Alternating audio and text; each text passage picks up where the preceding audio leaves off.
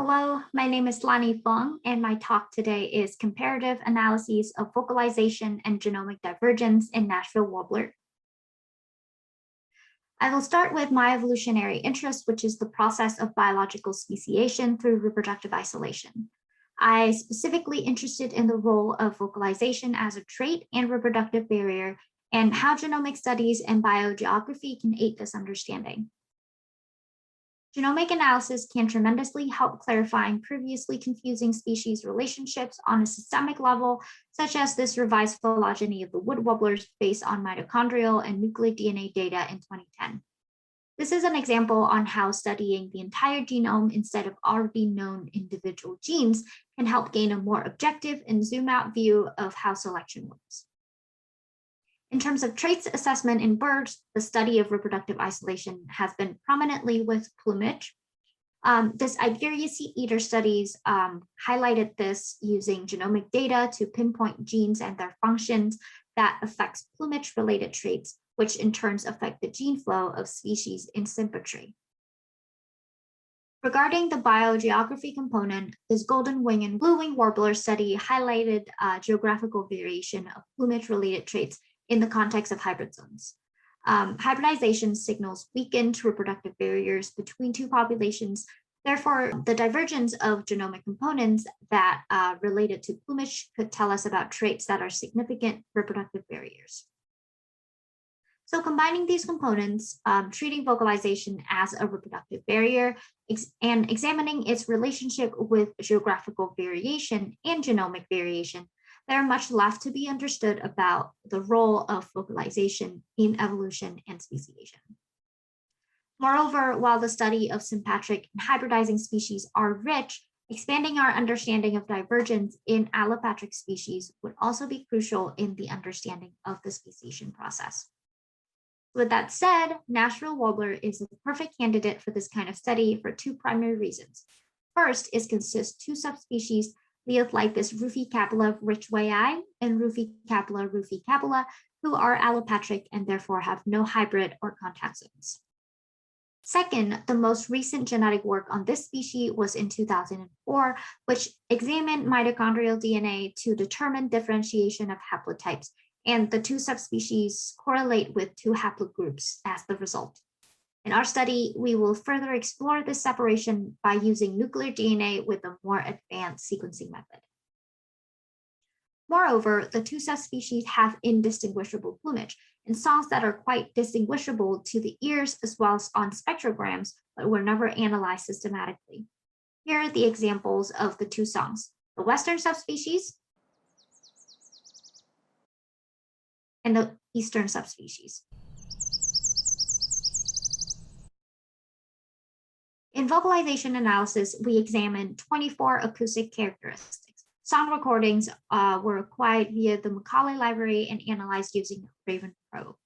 We purposefully chose recordings all across the subspecies ranges for adequate geographical representation. We use a couple of analyses to see if the song's characteristics could characterize the individuals. First, we use principal component analysis to specifically find out which characteristics are the main drivers for the differences, if there are any.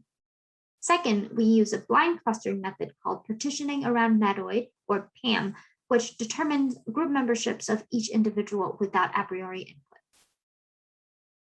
With PCA, our results showed that the individuals of two subspecies separate gradually along PC1, which explains 21.26% of the variation between individual songs. The clusters are not distinct, and there are some overlap, which we interpreted as strong individual variation within each subspecies.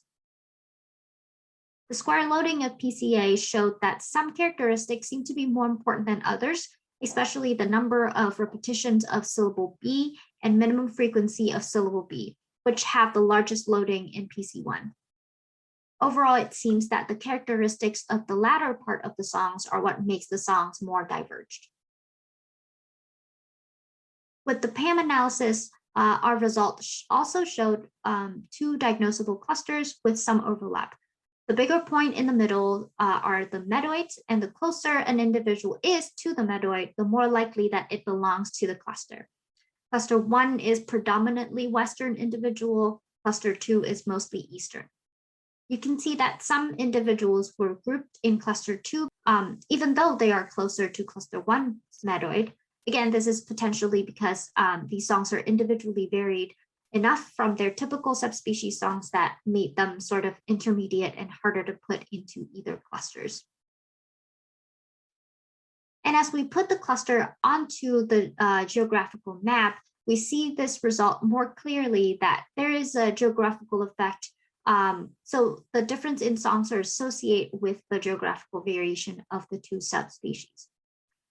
Obviously, the overlaps had also shown through here, but the West is still predominantly consists of Western songs and the East of Eastern songs. Additionally, we found no dialectical differentiation within the subspecies, though there seems to be a lot of individual variations. So onto the genomic analyses. For this part, we had 24 DNA samples taken from blood or tissues, sequenced with Illumina NextSeq aligned to the new yellow-rump warbler reference genome, and analyzed using a bioinformatic pipeline that results in a population-level output called the fixation index, or FST. Simply put, FST is a pairwise comparison between two populations, which showed how each individual single nucleotide polymorphism, or SNP, on one set of data is different from the SNP at the same location on another set of data. I won't go into details in our bioinformatic pipelines here because of time, but please ask questions if you have them. So the FST goes from 0 to 1. Closer to 0 means less differentiation, closer to 1 means more. Genome-wide, our results showed an FST of 0.087, which means in general, the two subspecies are very similar.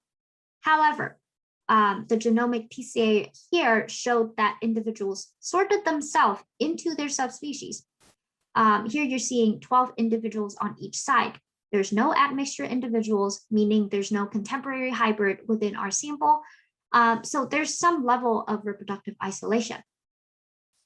But where are the differentiation on the genome if they're not reflected through the global FST? Here, I'm visualizing FST of the entire genome as a Manhattan plot. So the y-axis goes from 0 to 1. On the x-axis, each peak is a SNP. What we're seeing here is that though there is an overall low background of divergence, there are also dozens of high peaks that show the positions of the most differentiable SNPs. And zooming into one of the chromosomes, you can see the magnitude of the peaks comparing to the background that are mostly between 0 and 0.2, while the peaks are about 0.7. Interestingly, in the Coryllidae family, there are other closely related species and subspecies pairs that has varying degrees of divergence that gave evidence for species boundaries. Here I'm showing chromosome 1 of some previously compared pairs. The schematics on top right of each plot represents how much divergence there are accordingly to the plot. So the graces and black-throated gray warblers are highly diverged across the board. Golden wing and blue wing warblers diverge very little and in fact actively hybridize. The divergence of the Nashvilles is the closest to the divergence between the two yellow rump Audubons and myrtle warblers, both of whom background divergence are low, but highly diverge at similar loci. So to summarize, using the Nashville warbler subspecies pair, we found that the two subspecies are diverged both in vocalization and the genomes, but more so in the genome. For the vocalization, we found that though there are individual variations, the songs are diagnosable and especially different in the second part of the songs. With the genome, we saw a low overall divergence with many high divergence SNPs. This pattern is very similar to that of the Audubons and myrtle warblers, members of the yellow rump warbler complex that was shown repeatedly to be highly diverged, where there are fixed SNPs at important loci and overall limited gene flow. This is evidence that the two Nashville subspecies might have the same trajectory, and further study on this topic is worth pursuing to re-examine their species status. In the next step, we will first address some of the limitation in our current study. So for the genomic analysis, our Eastern samples were strictly blood samples from the Adirondack, and Western samples were tissues that were kindly loaned to us by the Burke Museum in Seattle. With our promising result, we intend to broaden our sampling to the rest of the species range to assess the pattern more accurately. Moreover, our FST analysis represent only a summary surface level understanding of the genomes with a low coverage data set. So it will be beneficial to apply deeper analyses such as demographic history modeling to quantify the gene flow specifically. This was implemented reliably as evidence for examining species boundaries, as was done in the study in the similarly allopatric willet. We could also do habitat modeling to understand the effect of climate niche differences between the two ranges. Lastly, we would like to address the behavioral aspect that is lacking, which is to do a reciprocal playback experiment to assess song recognition and pre-mating isolation. And so these components will hopefully elucidate the biological relevance of the initial findings we found in this current study.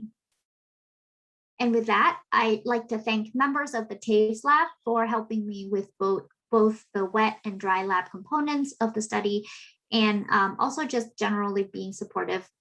I also like to thank the biology department at Penn State and the Huck Institutes for their funding support. Special thank you to the Burke Museum for their generous tissue loans, and the Macaulay Library and their contributors for providing me with song recordings. My work would not have happened without you all.